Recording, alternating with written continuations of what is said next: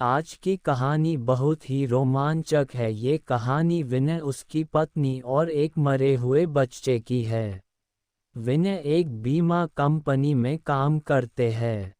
उनकी कंपनी उनको एक जगह से दूसरे जगह ग्राहक से मिलने के लिए भेजती रहती है, जिसके कारण वो अपना घर एक ठिकाने पर नहीं रख सकते थे। इस बार उनको नेपाल के छोटे से पहाड़ी इलाके में जाना था, करीब 1 महीनों के लिए। इसलिए इस बार उन्होंने अपनी पत्नी को भी साथ ले लिया। परिवार में सिर्फ वो और उनकी पत्नी ही रहती थी। विनय और उसकी पत्नी दोनों नेपाल के लिए निकल पड़े। वैसे भी ठंड का मौसम था और नेपाल में ऊपर से बहुत तेज बर्फ पड़ रही थी। वो लोग अपने घर पहुंच चुके थे। अपने घर तक पहुंचने के लिए उनको बहुत संघर्ष करना पड़ा, क्योंकि घर छोटे से गांव में एक पहाड़ी इलाके में था, जिसकी वजह से दोनों बहुत थक चुके थे। रात के 12 बज चुके थे। जहां वो रह रहे थे वहां दूसरे घर एक दूसरों से बहुत दूर दूर थे। बाहर जोरों से ठंडी हवा और बर्फ गिर रही थी। दोनों अपने रजाई में दुबक कर आराम ही कर रहे थे कि अचानक उनको लगा कि किसी ने उनके घर का दरवाज़ा खटखटाया है। फिर उन्होंने सोचा कि क्या पता तेज़ हवा चलने की वजह से ऐसा जो रहा हो, इसीलिए उन्होंने उसको अनदेखा कर दिया। अगली सुबह विनय जिस काम के लिए आया था उसके लिए वो निकल पड़ा। उसकी पत्नी घर में अकेले ही थी। उसको समझ नहीं आ रहा था कि वो घर में बैठे वक्त कैसे बिताए। उसने सोचा कि चलो क्यों ना बाहर जाकर ही कुछ देख लिया जाए। बाहर ठंड तो थी पर हवा नहीं चल रही थी। इसीलिए उसने अपना स्वेटर पहना और बाहर निकलने को तैयार हो गई। जैसे ही उसने अपना घर का गेट खोला, वैसे ही देखती है कि घर के पास बने एक खंबे के पीछे एक छोटा सा बच्चा खड़ा है, जो उसको चुपके चुपके देख रहा है। विनय की पत्नी ने उसको अपनी ओर बुलाया पर वो नहीं आया और वो वहां से भाग गया। अगले दिन भी कुछ ऐसा ही हुआ। वो लड़का उसको फिर से घूरे देखा जा रहा था। इस बार उसकी पत्नी ने उस बच्चे को पकड़ लिया और पूछा कि तुम यहाँ क्या कर रहे हो।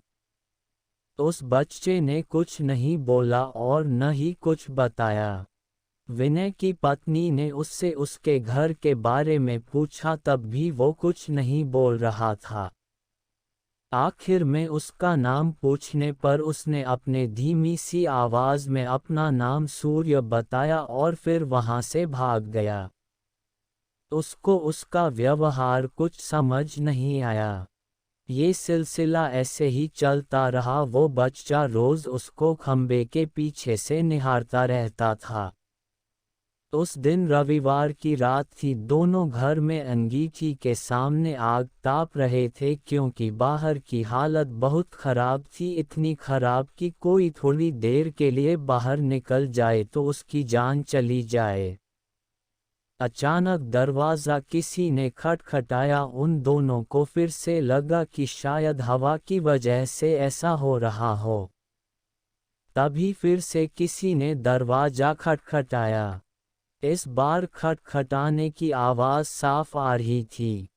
ये आवाज़ सुनकर दोनों डर गए, क्योंकि इतनी रात को वो भी जान ले लेने वाली ठंड में आखिर कौन हो सकता है। दोनों केवल एक दूसरे का मुंह देख रहे थे। अचानक दरवाजे के बाहर से धीरे धीरे रोने की आवाज़ आने लगी। तभी विनय ने जोर से आवाज में बोला, कौन है बाहर?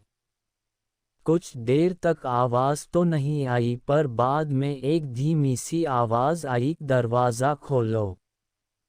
कृपया करके दरवाज़ा खोलो, बहुत ठंड है। बैकस्लैश। ये आवाज़ किसी छोटे से बच्चे की थी।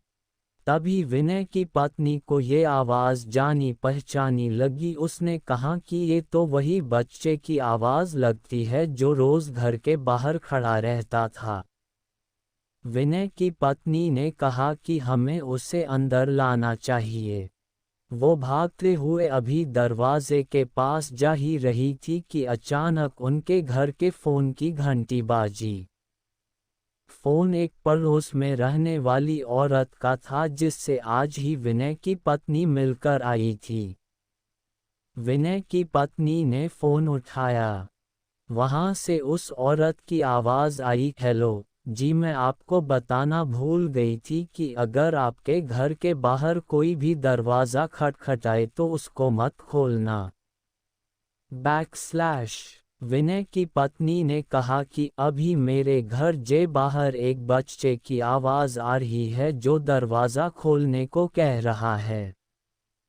तभी उस औरत ने कहा कि नहीं, आप बिल्कुल मत खोलना, वो असल में एक आत्मा है। यहाँ जब जब तेज़ आंधी और ठंड पड़ती है वो तब तब सबके घर के बाहर जाता है और दरवाज़ा खोलने को कहता है। वो ठंड का बहाना बनाता है और दरवाज़ा खुलवाने की कोशिश करता है। अगर कोई गलती से भी दरवाज़ा खोल देता है तो वो अगले दिन बर्फ़ में दबा हुआ मिलता है। ये सुनते ही जैसे उनके पैरों से ज़मीन ही खिसक गई। वो सोचने लगी कि जो बाहर दरवाज़ा खटखटा रहा है वो असल में एक आत्मा है। उन्होंने ने दरवाज़ा नहीं खोला। अगले दिन ही वो दोनों भागकर पड़ोसी के पास गए और पूरे मामले के बारे में पूछा। उस औरत ने बताया कि इस गांव में एक परिवार रहता था। पहाड़ टूटने की वजह से उस परिवार का विनाश हो गया, बस एक बच्चा बच गया। वो दूसरों के घर जा जाकर खाना मांगता। एक दिन बहुत ज़ोरों से बर्फ़ की आंधी पड़ रही थी। वो दूसरों के घर के बाहर दरवाज़ा खटखटाकर घर के अंदर आने को गुहार लगा रहा था, पर किसी ने भी उसकी गुहार नहीं सुनी। ठंड की वजह से सब अपने घरों में दुबके हुए थे। कल सुबह होने पर उस बच्चे की लाश बर्फ में अकड़ी हुई मिली। आज भी कभी भी जोरों से बर्फ की आंधी आती है तो उसकी आत्मा सबके घर के पास आती है और गुहार लगाती है। ये सब सुनकर दोनों हैरान रह गए। लेकिन वो वहाँ एक महीने जब तक रहे तब तक 3-4 बार उनके साथ ऐसा ही हुआ। लेकिन विनय का काम खत्म हो जाने पर वो वहाँ से चले गए।